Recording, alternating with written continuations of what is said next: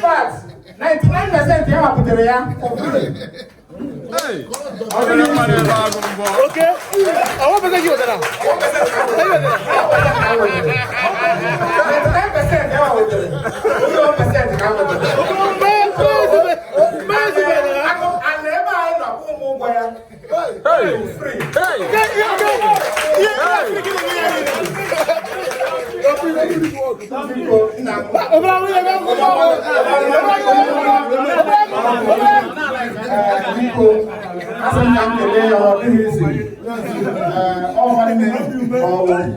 Stand by me anytime. The honorable representing the good before we got okay, it's okay. My elder brother,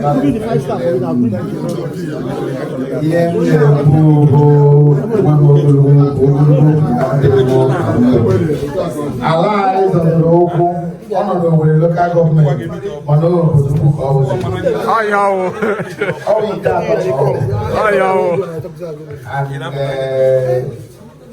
Onye Nyoma to Nyoma that is the digital union all of to make laws. Udeze humble, no cooperative with his principal. And when they are an yes, and do to and whenever I say Yaka, I don't have politics, I don't have politics. Because of so many reasons. But okay is convincing me to be part of it. Because if you allow the people who are not supposed to be in power to be in power, that means you are also supporting the impunity. So we have to choose the best. Okay, came from a private sector and he have a very good and fantastic ideas and plan with their permission. And I pray that God whom we serve will help him not to relent back from all those plans in Jesus' name. Amen. As we are continuing to drinking and enjoying, I will put 4 cartons. Now, when you want and before I my life, can get you only with and when they won't not like it. Born, I'm sure you continue. And I say,